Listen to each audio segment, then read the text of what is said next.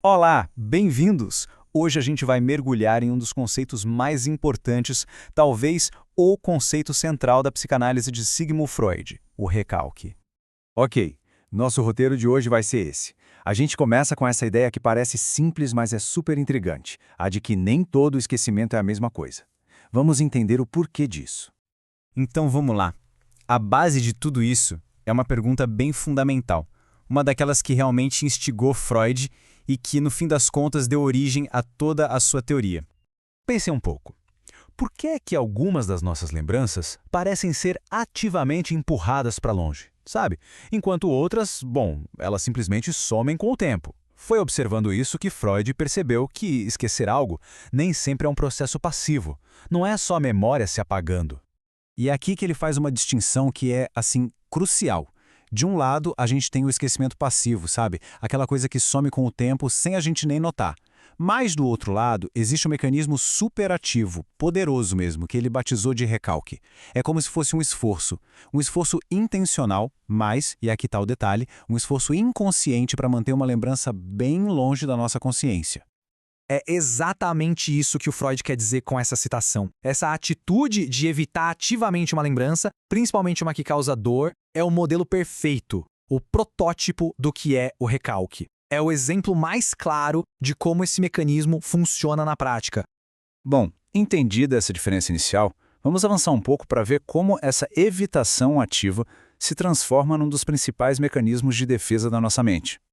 E aqui está a definição, o ponto central da coisa. O recalque, ou Verdrängung em alemão, é um mecanismo de defesa inconsciente. É o nosso ego, aquela parte da gente que está sempre tentando lidar com a realidade, né?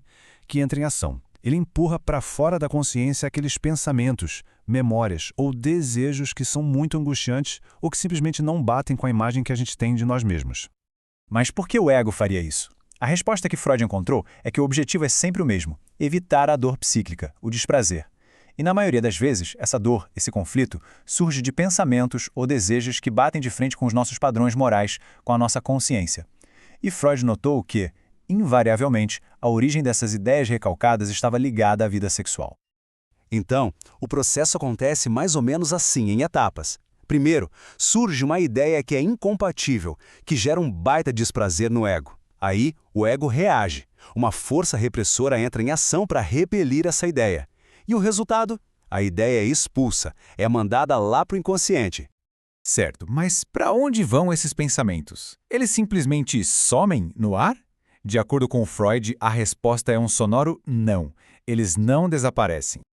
Para entender isso, a gente pode pensar na mente consciente, no ego, como a parte da nossa psique da qual a gente tem noção.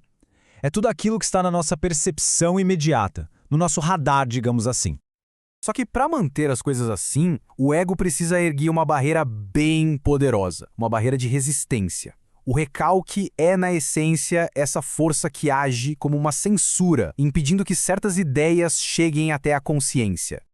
E é exatamente esse ato de empurrar as coisas para debaixo do tapete que, segundo Freud, cria e vai populando um território imenso e escondido dentro de nós, a mente inconsciente. O inconsciente é, em grande parte, o reino de tudo aquilo que foi recalcado. E o que a gente tem, então, é um cenário de conflito psíquico constante. É uma verdadeira queda de braço. De um lado, as defesas do ego, a força que reprime, fazendo de tudo para manter a ordem. Do outro, os desejos inconscientes, a força recalcada, sempre tentando encontrar um jeito de vir à tona. E o resultado disso tudo? Uma tensão constante.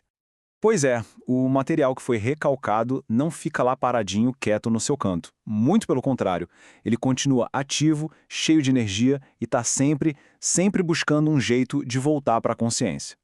E essa foi uma das grandes sacadas de Freud. O material recalcado não é apagado, ele não morre, ele continua lá. E como diz a frase, ele se vinga tornando-se patogênico. O que isso quer dizer? Quer dizer que ele encontra outras formas de se manifestar, muitas vezes através de sintomas. E essa dinâmica de conflito leva a algo que o Freud chamou de formação de compromisso. Pensem nisso como um acordo, uma solução negociada entre as duas forças. O impulso recalcado quer voltar à consciência, certo? E a defesa do ego quer manter ele longe. O que acontece? O impulso consegue se expressar, mas de um jeito parcial, todo disfarçado, distorcido pela censura. O resultado visível desse acordo é o que a gente vê como um sintoma, um sonho ou um ato falho. E essas manifestações do recalcado aparecem em todo lugar. Nos sintomas neuróticos, naquelas ansiedades que a gente não sabe de onde vem, nos nossos sonhos, com toda a sua lógica maluca, nos atos falhos, quando a gente quer dizer uma coisa e acaba dizendo outra. E até mesmo nos xistes, nas piadas que fazemos. Tudo isso pode ser uma porta de entrada para o inconsciente. E tudo isso nos traz ao ponto final e talvez o mais importante. Por que o conceito de recalque é tão, mas tão central para a clínica psicanalítica? Não sou eu que estou dizendo, é o próprio Freud. A teoria do recalque é a pedra angular, a base, o pilar que sustenta todo o edifício da psicanálise. Sem entender o recalque, não se entende a psicanálise. E a conexão com a terapia é direta. Pensem bem, aquela mesmíssima força que, lá atrás, atuou para recalcar a ideia. Bom, essa força não some. Durante a terapia, ela reaparece. Só que agora, ela tem outro nome. Resistência. É aquela dificuldade que surge quando a gente tenta tornar o inconsciente consciente.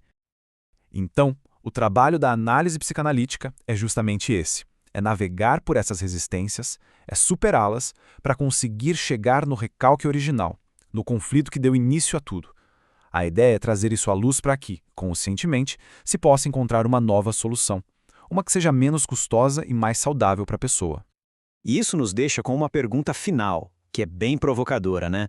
Se o recalque existe para nos proteger do desprazer, para nos proteger da dor, por que a psicanálise faria todo esse esforço para revelá-lo? É uma questão que nos faz pensar muito sobre o que realmente significa cura e autoconhecimento.